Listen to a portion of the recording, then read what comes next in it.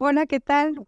Bienvenidas, bienvenidos todos a este su espacio, Tiempo de Mujeres, aquí en la revista Peninsular, una vez en nuestra casa, una vez más en nuestra casa editorial, con una invitada, pues, de lujo, una persona para mí muy importante en mi vida profesional, se los digo honestamente, porque se trata de una feminista, una académica feminista que ha formado escuela a través de muchas generaciones en la UNAM y que ha generado muchos productos de investigación, ha hecho investigación, pero una investigación, fíjense que es investigación que llega a ser teórica.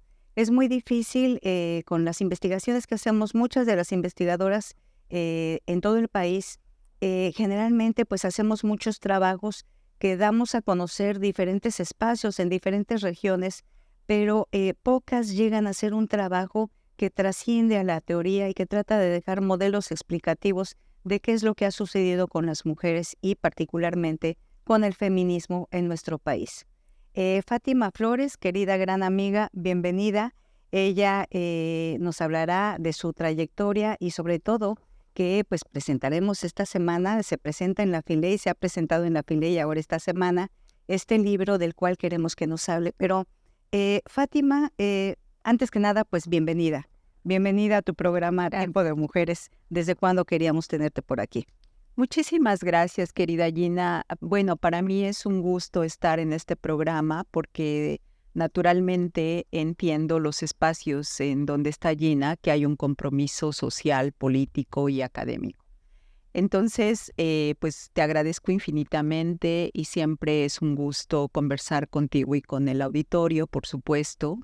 Vamos a disfrutar esta hora. Vamos a disfrutar este ratito, una charla que se antoja muy grata. Aquí tenemos un cafecito para disfrutar esta charla.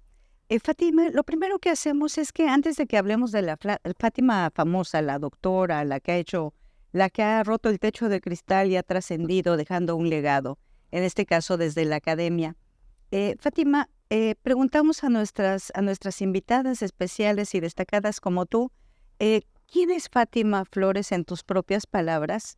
De en qué familia nació, qué recuerdos tienes de la infancia, algo importante es quiénes fueron tus referentes vitales que influyeron en ti, cuándo quisiste ser universitaria o si querías ser bailarina de ballet como, o astronauta como yo a los 9 años, yo quería ser astronauta. Wow. Eh, uno tiene sus sueños, ¿no? Platícanos un poco de esta infancia y cómo llegaste a ser pues la universitaria que eres ahora, Fátima. Bienvenida. Gina, me encanta tu pregunta y la verdad es que empezamos por ahí. Recordemos que una de las concepciones más importantes del feminismo justamente es que lo personal es político. Y aquí comenzamos con eso. Bueno, es un poco difícil remontarse a tantos años para atrás, ¿verdad? Pero ahí está la memoria. Creo que la pregunta viene muy, muy interesante porque además me hace sentir justamente una persona con esa afectividad, con esos recuerdos colectivos, en donde de alguna manera pues me hace llegar a concluir por qué finalmente la historia de uno termina siendo el referente para poder trabajar directamente en algo que nos atañe. Y en este sentido, Gina, fíjate que, bueno, yo vengo de una familia bien conservadora, eh, claro, ¿no? Soy la más pequeña de 7 hermanos. Uy, Solo 2 mujeres mayores, las más grandes, y después 7 hermanos varones. Eh, yo perdí a mi madre muy niña a los 6 años y creo que eso fue una situación muy traumática en mi vida, ¿no? Porque me parecía como la primera injusticia afectiva, emocional, que me trae muchos recuerdos y que me parecía muy triste para la vida. Bueno, eso creo que es una situación que me marca bastante y que me hizo pensar en por qué se había ido mi madre, ¿no? Si además era la que estaba con nosotros, que no era mi padre. ¿Por qué mi madre? Y a veces uno hasta llega a pensar, ¿verdad? ¿Y por qué no él? ¿Por qué ella? Porque el vínculo con la madre, sin duda, al estar en el tiempo doméstico, en la relación más íntima, afectiva, de cuidados, de amor, de cariño, pues por supuesto que se establece una relación distinta que con el padre, muchas veces, ¿no? Por lo menos en las generaciones anteriores. Afortunadamente creo que eso ha ido cambiando y hoy los varones se han comprometido, algunos no todos, pero cuando se comprometen con sus nuevas paternidades, las han ido asumiendo felizmente, ¿no?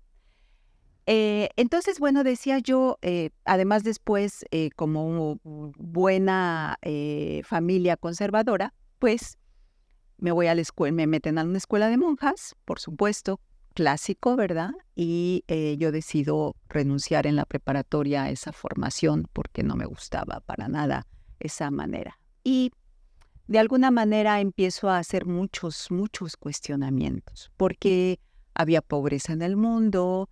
¿Por qué había una diferencia entre hombres y mujeres? ¿Por qué a mí no me dejaban salir igual que a mis hermanos? ¿Por qué yo tenía que ayudar en la casa planchándoles la camisa a mis hermanos y no ellos a mí, a pesar de que yo era la más pequeña? En fin, y me hice cargo de alguna manera de los que se fueron quedando porque otros se fueron saliendo de casa. Y finalmente, como era la única mujer que quedaba en casa, pues se tuvo que hacer cargo de los varones que había, a pesar de que algunos de ellos eran mayores que yo, ¿no? Esto creo que sentó mucho las bases para darme cuenta que las cosas no estaban bien. Entonces, cuando yo me voy de mi contexto monjil y entro a un proceso mucho más abierto, y pues bueno, me vinculo con gente del CCH, ni más ni menos, ¿no? Entonces me voy al extremo. Te fuiste al extremo. Claro, y empiezo a entrar en toda una dinámica bastante fuerte. Conozco a mucha gente de la prepa popular y termino yéndome a la prepa popular, o sea, más radical todavía. Por convicción. Por convicción. Sí.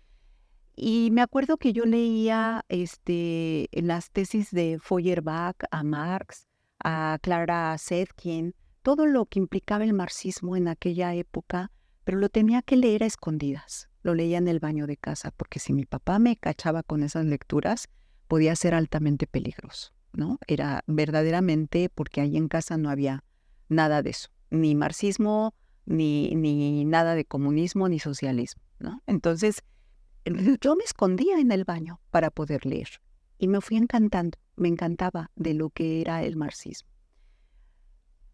Pronto ingresé a las filas del PRT, me hice trotskista, ¿no? Estuve en la campaña de Rosario Ibarra de Piedra, la primera mujer que fue candidata a la presidencia. Creo que en el año, no recuerdo exactamente, pero pues ya era cerca del 80 y tantos, ¿no? 87 por ahí. Y empiezo a militar como trotskista. Fui incluso candidata a diputada a los 21 años por el Partido Revolucionario de los Trabajadores en la campaña de Rosario Ibarra de Piedra. Y me fui retirando. A los 18 años tenía clarísimo que me tenía que ir de casa y buscar mi propia vida y buscar la autonomía que siempre había deseado. Y así lo hice. Con mucha fuerza, convicción, me fui de casa. Fue muy difícil, por supuesto, porque estaba el designio patriarcal, que si yo cruzaba el umbral del hogar, no volvía a regresar jamás al nido familiar. Y así lo hice. Sí, la salida en aquella época nos tocaba, el pase de salida era un vestido blanco. Así es, ¿no? Cumpliendo todo el protocolo del matrimonio, hijos, hogar, y la decencia, las virginidades y todo eso, ¿no? Sí, por supuesto. Yo me acuerdo que mis hermanos me decían, las niñas se sientan con las piernas cerradas, ¿no? Y entonces todo el tiempo estaba bajo la mirada muy violenta, no solo de mi padre, sino también de mis hermanos. Entonces, a los 18 decido irme de casa y necesitaba subsistir y busco trabajo en una fábrica y comienzo a trabajar en una fábrica. En una fábrica. ¿Y si te la cumplieron en casa de que al salir del hogar no había vuelta atrás? No había vuelta atrás. Sufrí muchísimo, por supuesto, porque fue una ruptura inmensamente dolorosa, muy fuerte, pero yo sabía que si yo claudicaba en ese momento, ya no había retroceso.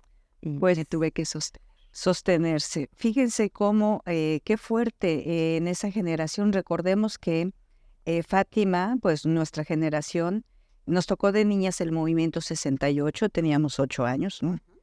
Yo estaba en colegio de monjas a unas cuadras de Tlatelolco. Yo vivía allá en ese tiempo. Y pues estás narrando nuestra generación. Y aquí es muy importante ver cómo solamente algunas personas de aquella época hicieron esa ruptura, se rompe lo que se llama ahora el techo de cristal, ya frase muy trillada, pero que sigue siendo una forma de romper y rescatarse a sí misma con pues muchos obstáculos en la vida que ahorita seguramente nos va a contar, pero que finalmente fortalece el espíritu, te vuelve resiliente, te da herramientas, te da autonomía y lo más importante, te das a ti misma. Una buena historia, pero espérenos un momento más. Volvemos aquí en su programa Tiempo de Mujeres con la doctora Fátima Flores, profesional de la UNAM. Volvemos.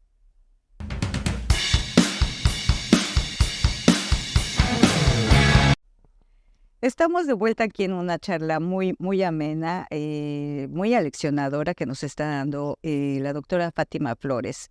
Fátima, querida amiga, una profesional de muy alto nivel, miembro del Sistema Nacional de Investigadores, ha publicado libros, artículos, capítulos de libros y, lo más importante, ha difundido los conocimientos que ha generado a través de la investigación feminista, desde un ámbito interdisciplinario que no es cualquier cosa, y que ha influido en muchas generaciones jóvenes a través de la academia, de la formación de recursos humanos, a formar los nuevos bastiones de feministas que hoy tenemos en nuestro país.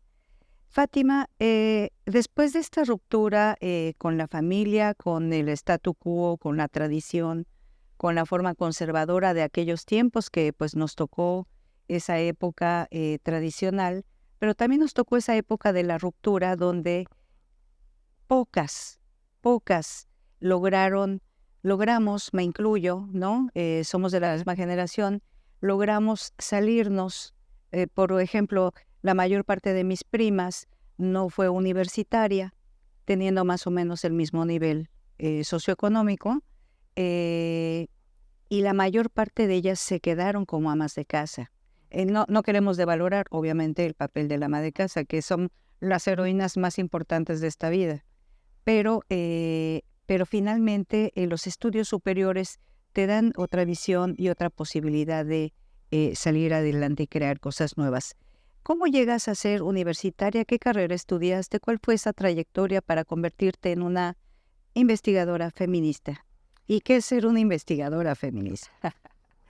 Pues bueno, Gina, qué oportunidad más grande el que me preguntes estas cosas y me remonte a la historia, ¿no? Bueno, yo decido, porque siempre me preguntaba por qué los seres humanos actuamos como actuamos, ¿no? Desde pequeña, desde que veía los comportamientos de la familia, en fin. Y entonces me interesó mucho la psicología, que era la disciplina que a mí me llevaría tal vez a encontrar respuestas de este tipo. Entonces ingreso a la Universidad Nacional Autónoma de México, una vez que salgo de la prepa popular y termino mi prepa y entro a la universidad. Y en la Facultad de Psicología comenzamos a estudiar un grupo en donde yo ya era autónoma, por supuesto, porque nunca más volví a casa. Y me encontré con mis roomies, ¿no? Lo que sería ahora las roomies, que además ideábamos formar un grupo autónomo de mujeres universitarias. Y ahí surge GAMU, el primer grupo autónomo de mujeres universitarias en la UNAM, que data del año 80, fines de los 80, ¿no? Fines de los 70. Sí, principios de los 80. Y empezamos a construir un gran movimiento, que es, por cierto, se argumenta muy bien en este libro, Sí. ¿no? En este libro que tenemos, que vamos a hablar más adelante. Entonces, entro a la disciplina, a psicología, y construimos este movimiento y empezamos a cuestionar muchas bases que la misma disciplina imponía, desde una visión totalmente positivista, con un método experimental en donde la psicología era eso, la experimentación, el laboratorio y todo lo que implicaba la medición, ¿sí? Entonces, bueno, para mí eso representaba un reto enorme porque decía, tenemos que pensar una psicología distinta, porque ni todos los seres humanos respondemos igual que las ratitas en el laboratorio, ¿verdad? El conductismo en ese momento estaba en su auge. en su auge. Sí. Y realmente, bueno, a mí me dio incluso mucho temor haberme equivocado de carrera, ¿no? Porque aquello era realmente la hegemonía de una psicología bien funcionalista, positivista, experimental, el conductismo a tope. Y pensé, creo que me tendría que haber ido a sociología, ¿no? A ciencias políticas, por supuesto.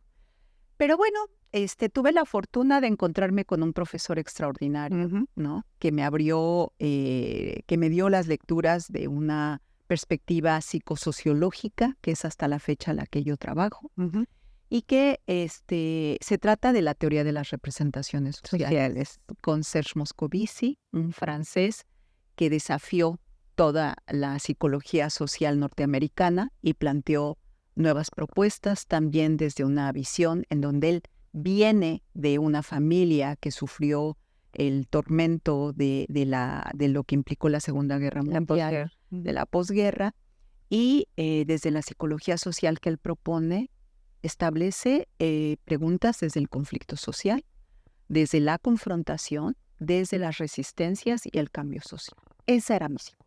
No, o sea, déjenme decirles que, o sea, toparse, venir de una autoformación trotskista, haber participado en política, hacer una ruptura familiar y pasarse al lado oscuro de la realidad en aquellos tiempos donde todo era, cuando se habla de positivistas, es cuando encontramos disciplinas o ciencias que como dice ella, son laboratorios sociales donde se tiene que medir y se limitan mucho, sobre todo las formas de analizar y de experimentar y de obtener información de la realidad más flexibles, creativas, donde el sujeto pueda dar una forma diferente de ver la realidad, su realidad como grupo o como persona.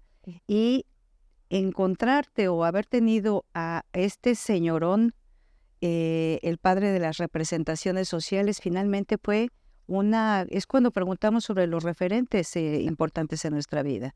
Exacto, fue para mí descubrir un horizonte que me abrió totalmente la perspectiva, en donde cabía perfecto el movimiento social del feminismo en ese entonces, para analizarlo como un posible eje de cambio y de transformación social. Y además multidisciplinario, que es finalmente en lo que uno se convierte después de estar en una sola disciplina, y darte cuenta que se requiere abrirte a otros campos de conocimiento, a otras metodologías, a otros saberes. Exacto, entonces para mí, bueno, imagínate Gina, cuando vengo de todo esto que te acabo de contar, me introduzco en la psicología, soy representante de los estudiantes, estamos creando el primer grupo autónomo de mujeres, hicimos el primer encuentro nacional en la universidad, con el movimiento urbano popular, cuestionábamos todo lo que era la psicología, pero además éramos estudiantes brillantes, teníamos los mejores promedios de la carrera. Entonces era muy complicado porque nuestros profesores, aquellos que humildemente nos reconocían como posibles precursoras de una nueva psicología, pues también nos dieron los espacios, también contamos con eso, pero también contamos con gente que fue muy depredadora y que siempre vivimos los obstáculos. Yo me acuerdo que estando a finales de la carrera, ya de la licenciatura, llamamos a la primera marcha, a la primera situación que se vivió para denunciar a los profesores que acusaban a las... Uy, estamos hablando de los 80. Estamos hablando de los 80. Eso no existía, o sea, En aquella época no existía eso, para ahora es muy común después del Me Too para acá, ¿no? Claro. Y la institucionalización de la violencia de género, bueno, de programas para prevenir la violencia de género, ya están institucionalizados en todo el país, pero Claro. estás hablando de los 80, ni siquiera había palabras para definir, bueno, ni siquiera se hablaba de violencia de género. No. No existía el género para empezar. Exacto. No existía el género como categoría analítica. Exacto. Entonces nosotras primero teníamos en GAMU teníamos un grupo, el grupo que estábamos organizadas por facultades y por disciplinas. Esa era nuestra estructura organizativa en GAMU. Y entonces nos dábamos a la tarea de estudiar el feminismo en ese momento, pues de alguna manera el feminismo que nos venía de Estados Unidos prácticamente y el anglosajón. En Francia también, ¿no? Pero no había un feminismo latinoamericano que recogiera todo esto. Entonces leíamos, discutíamos y nos poníamos en el lugar del objeto de discusión, en la deconstrucción y en la reconstrucción como mujeres que estábamos teniendo que representar toda una serie de vanguardias. Entonces, imagínate cuando empezamos a denunciar el tema del acoso. Patti Bedoya, me acuerdo muy bien que propuso el desarrollo del acoso sexual en la UNAM como una categoría principal, y yo hice la primera denuncia pública en el asta bandera de la Facultad de Psicología. Me trepé al asta bandera a denunciar a un acosador que era profesor en la facultad y que gozaba de toda impunidad. Con nombre y apellido en el asta bandera, ¿en qué año?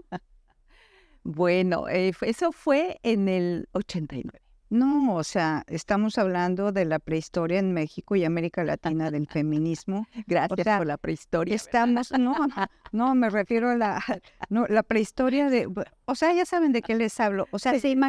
se imaginan hacer esa ruptura en aquella época, es realmente, por eso les digo que no estamos hablando con cualquier feminista, estamos hablando del grupo de las madres del feminismo en México, pero había unas madres mayores. ¿Tuviste influencias? Porque yo tuve algunas que eran mayores que nosotras y fueron determinantes en mi vida. Maravillosas. Entonces me faltaba algo, ¿no? Ya había encontrado el referente en la psicología, Sí. pero me faltaba el referente en el feminismo, porque había que entrarle a la parte teórica del feminismo. Y entonces mi referente, por supuesto, fue Graciela Hierro, ¿no? Sí. Mi maestra encantadora de la vida, filósofa en la Facultad de Filosofía y Letras en la UNAM, Teresita de Barbieri. Teresita de Barbieri. De la sociología también, y bueno, ellas dos como principales, incluso Marta Lamas desde su lugar en algún momento también fue muy importante, ¿no? Pero estas dos referentes como referentes teóricos. Fueron las mías y fíjate que estando en Yucatán tuve la oportunidad de ir a eventos en la UNAM buscando lo mismo, ¿no? Claro. Y me topé con ellas dos. Teresita de Barbieri fue mi directora de tesis de licenciatura, cuando no existían las direcciones de tesis. O sea, fue mi asesora por la libre. Yo fui, le pedí apoyo y me lo dio. Me cambió la vida. Entender la lógica, ¿no? Del trabajo doméstico en aquella época donde las amas de casa pues no producían y eran mantenidas, y Teresita de Barbieri nos explicó de manera teórica cómo se da este proceso. Pero Graciela Hierro, en algún viaje que tuvimos, me tocó compartir con ella para ir a eventos académicos, y una vez, yo tenía 19 años, y entonces, ya tenía 22 porque ella estaba recién casada. Y me dijo, alguien me preguntó, ¿y tienes hijos? Y yo dije, todavía no. Y Graciela Hierro dijo, ya ven, ese es el lenguaje incorporado. El todavía no significa que ella está programada para tener hijos. En ese momento yo me quedé así como, ¡guay, qué radical! Después me cayó el 20, ¿no? Claro, el derecho a elegir, ¿no? ¿Qué modelo queremos? Dos grandes maestras entonces. Increíbles, ¿no? Increíbles. Y entonces ellas nos asesoraban mucho, nos llevaban mucho los referentes bibliográficos, discutíamos con ellas, confrontábamos, le arreglábamos la biblioteca a Graciela Hierro, ¿no? Y era escucharla todo el tiempo y ahí entendimos que además no tendríamos por qué tener culpas, porque ella hablaba del derecho al placer y al goce de las mujeres, cómo no. ¿no? Sí, cómo no. Y eso era maravilloso, porque entonces también nos permitía sentir menos culpa, porque algo que genera mucho toda esta situación son muchas culpas. Bueno, la culpa es la madre de toda la resistencia feminista. De construir la culpa a mí me llevó años, porque además muchas de nosotras en esa generación veníamos de colegios católicos. Pero en fin, vamos a seguir con esa historia maravillosa de esa época, pero vamos a hablar del libro antes de que se nos termine el tiempo. Miren, esta semana en la Filey, pues se presentó en días pasados, pero sigue estando allá para quien quiera ir a adquirirlo. Es una colección que es de diversidad feminista editada por la UNAM y que se llama Trayectorias y desafíos del feminismo en la UNAM, una mirada colectiva. Déjenme decirles que así como lo ven de gordo y de cuestiones teóricas, se lo come uno a pedacitos en la página que uno lo abra, como si fuera novela, porque ellas hacen un recuento. Aquí las editoras fueron Norma Brásquez Graf, le mandaríamos un gran saludo, Marta Patricia Castañeda Salgado, Gabriela Delgado Ballesteros, Fátima Flores Palacios, no habíamos dicho tu apellido materno, es Palacios, y Olivia Atena Guerrero, que han sido las editoras de esta obra, que le habían prometido también a nuestra querida Olga Bustos, que se nos adelantó, una de las compañeras de este grupo, y a través de los trabajos que se publican aquí no se imaginan cómo esta historia que ahorita nos está contando en pequeñito Fátima, nos habla de cómo surge el feminismo, este feminismo a través de la academia, de la generación de conocimiento, de las teorías, de la transdisciplina, de las nuevas generaciones, porque ellas han hecho un trabajo muy importante con las nuevas generaciones. Platícanos del libro, era una deuda. Esto es un legado para todas las feministas del país, porque en las demás universidades también tenemos nuestras pequeñas, las mismas historias, pero unos añitos más tarde, ¿no? Cuéntanos del libro. Claro, es muy importante, efectivamente, como bien menciona Gina, el libro al final, cuando nos juntamos las 5 editoras que acaba de mencionar Gina, pensamos que era una deuda pendiente con nuestras ancestras y que además, en particular, Olga Bustos Romero, nuestra gran amiga, también precursora del primer Centro de Estudios de la Mujer con nosotros en la Facultad de Psicología. Después, este libro relata muy bien toda la historia del feminismo académico y entonces ya nuestra etapa como investigadoras, que empezamos desarrollando desde el capítulo, consta de 9 capítulos este libro, y esos 9 capítulos comienzan desde las genealogías hasta la importancia de considerar la subjetividad. Porque además déjame decirte que después de haber hecho psicología, pues hice la maestría en salud mental y después me formé como psicoanalista para poder seguir entendiendo los procesos del inconsciente y la afectividad. Y esto creo que ha sido muy importante en mi vida y que después en la última etapa te lo platicaré. ¿Qué pasa aquí? El libro mantiene entonces 9 capítulos, tiene 9 capítulos, y creo que lo más importante es que además no solamente habla de las genealogías, sino también va desarrollando cómo se constituyeron los primeros centros, los primeros programas, hasta llegar a la SIGU, la coordinación de género en rectoría, y la construcción de lo que ha sido los estudios de género. Creo que además ha reconocido de una manera bastante interesante, para nosotras es muy importante el diálogo intergeneracional, porque creemos que es una manera de perpetuar y de continuar toda esta lucha, que no está terminada. A pesar de todo el tiempo que llevamos trabajando, que son más de 40, 50 años en este tema, hay muchas cosas pendientes que como mujeres tenemos que seguir resolviendo y que muy probablemente ya no nos toca a nosotras. Les tocará a las nuevas generaciones, tendrán que hacer lo suyo. Pero una cosa que quiero decir, este libro es importante también porque yo sí creo que ningún movimiento social puede constituirse si no se conoce la historia. La historia. Eso es definitivo y déjenme decirles, aquí está este libro coordinado, editado por 5 grandes del feminismo aquí en nuestro país, presentado en la Filey esta semana, pero antes de cerrar queremos decirles que este trabajo colectivo tiene que ser un referente para las nuevas generaciones. Fue lo que más me gustó de este trabajo, que hace una conexión con el compromiso que deben de realizar quienes, nosotras ya nos vamos, quienes se quedan en este territorio. Pero quédense con nosotros aquí un momento más en Tiempo de Mujeres. Estamos con la doctora Fátima Flores Palacios.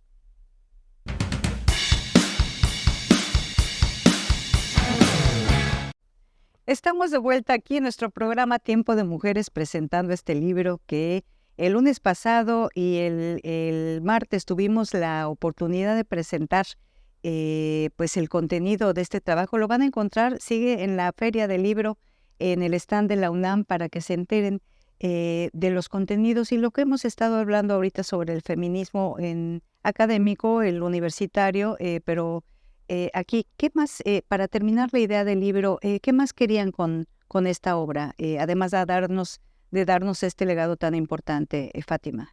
Queríamos dejar la huella de un movimiento importante en la universidad y cómo se construyó todo este proceso hasta llegar desde las genealogías, la comunidad estudiantil, la comunidad feminista, qué es hacer colectividad, hasta mostrar los casos y fundamentar los casos que ha habido de violencia, hasta llegar al caso de Lesbi en particular, que marcó una situación muy especial, hasta llegar a la importancia de considerar los procesos de subjetividad en todo este movimiento social. Entonces, bueno, pues es un recorrido interesante, histórico, desde los años 80 hasta la actualidad, en donde también se analiza el impacto que ha tenido los designios de la ONU, la campaña del He for She, lo que ha implicado también todos los procesos fundamentalmente de las mujeres organizadas, lo que se vivió durante la pandemia también en Ciudad Universitaria y cómo las mujeres jóvenes tuvieron la valentía de soportar, a pesar de que la universidad estuvo cerrada y hubo confinamiento por parte del Estado, también hubo resistencias sociales importantes. Y ahí están las mujeres nuevamente, jóvenes mujeres que se organizaron y que hoy en la actualidad en la universidad tenemos las comisiones de género por facultad y tenemos los grupos, los movimientos organizados que se llaman MO, y también algunas facultades que tienen comisiones tripartitas que han ido teniendo nuevas formas de organización social. Y creo que eso lo debemos ver y destacar bien, porque al final son nuevos rostros de un feminismo más contemporáneo. Más contemporáneo, como pueden ver, más organizado, porque es la única forma de transitar con un plan, con una claridad de proyecto que no vemos en todos los espacios. Fátima, te preguntaría a propósito de estos días en el marco del 8M, el Día Internacional de las Mujeres, ¿cuáles son los retos del feminismo? Ya vimos que hay retos dentro de las universidades, en la academia. Me refiero a este feminismo juvenil que tenemos ahora en el país, afortunadamente, que tienen sus formas de ver las cosas, sus perspectivas y sus acciones. ¿Cómo ves este feminismo y qué retos crees que enfrenta? Bueno, es un gran tema, ¿no? Implicaría un programa especial para esto, pero de manera, pues digamos, muy, muy, muy resumida. Pienso que el feminismo actual recomiendo, ¿no? Como que el feminismo actual recupere la investigación que se ha generado, los estudios de género que hicimos hemos construido durante más de 30, 40 años y que nos dedicamos a la academia para dar una fundamentación y una rigurosidad del conocimiento científico para y desde las mujeres. Yo creo que un movimiento social que no lee, que no regresa a la historia, que no conoce la lucha de lo que ha implicado el que puedan llegar a tomar las calles tan libremente como ahora, entre comillas libremente, porque sigue habiendo represión, falta algo. Y yo recomiendo claramente que se recupere la memoria de nuestras ancestras, que los estudios de género ahí están y que hay una gran producción, que el movimiento latinoamericano feminista representa también unas nuevas realidades que como América Latina, con las venas abiertas, como decía Galeano, de América Latina, las mujeres en América Latina tenemos también otras realidades diferentes de las mujeres europeas o norteamericanas. Y que también ese feminismo y el feminismo decolonial, el feminismo negro, el feminismo afrodescendiente, los feminismos y las tendencias, el movimiento queer, los nuevos movimientos, creo que en vez de diferenciarse de esa manera, tendrán que generar las vías de comunicación para poder seguir en la transformación y en la liberación del ser humano. Hablemos de la liberación del ser humano y seamos críticos, analíticos frente a lo que ha implicado todo un sistema hegemónico patriarcal que ha sido un capitalismo acérrimo, que lo tenemos con el sistema neoliberal, que ha impactado todas estas situaciones en donde vivimos en una sociedad profundamente y altamente de consumo, en donde la pobreza, la precariedad sigue existiendo de una manera cada vez muy fuerte. Yo creo que el feminismo tiene mucho que hacer. No podemos dejar de criticar, de revisar, de deconstruir un sistema neoliberal en el que nos han metido y sometido. Y una cosa más, Gina, que me parece importante, que es no dejemos que nos arranquen categorías, formas de pensamiento, porque el oportunismo existe. Y el oportunismo ideológico, desde quienes deciden el futuro de los seres humanos, es muy fuerte. Y creo que como movimiento social debemos mantenernos muy alerta, muy en la continuidad. Creo que nuestros retos son de mayor tiempo para la reflexión, también de la acción, pero sin perder de vista justamente los legados revolucionarios de un movimiento social como el feminismo. El feminismo desde las primeras épocas siguen siendo vigentes, porque para algunas jóvenes sí nos dicen es que ustedes se mueven con teorías del siglo pasado. A mí me lo han dicho. Y perdónenme, pero esas teorías del siglo pasado fueron las que precisamente hicieron la ruptura para que las jóvenes puedan estar transitando ahorita y ocupando y participando en espacios tan diversos como el deporte, la política, la academia, todos esos ámbitos donde en generaciones pasadas no teníamos ese pase.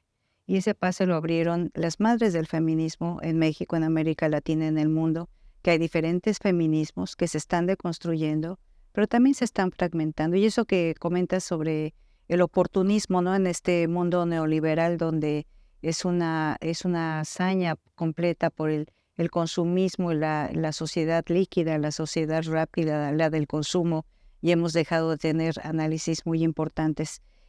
¿No sabes qué enriquecedora es esta plática? Espero que lo sea para quienes estén interesadas en este tema. Compártanlo con las amigas, con las personas que estén interesadas en estos temas, porque lo que nos ha dicho la doctora ahora, desde mi punto de vista, es donde debe estar la discusión.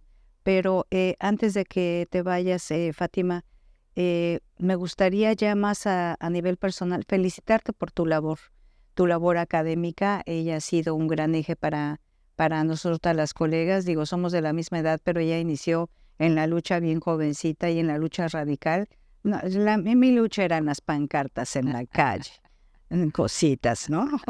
O sea, no teníamos esa formación que tuvieron estas generaciones muy jóvenes después del 68 en la UNAM, pues con todo lo que implica. ¿Qué retos tiene Fátima Flores para para ahora como académica, como mujer, ¿qué planes tienes? Además de, bueno, seguir presentando y jalando a las nuevas generaciones. Bueno, yo creo que llega un momento en el que uno empieza a sentirse un poco cansada, ¿verdad? Sí. Pero no por eso menos viva, ¿no? Yo creo que al contrario, después de lo que sería una experiencia acumulada, es tiempo de sentarse a escribir. Por un lado, quisiera yo recuperar parte de una biografía, porque me parece que también desde las bibliografías, desde la literatura, aprendemos muchas cosas, ¿no?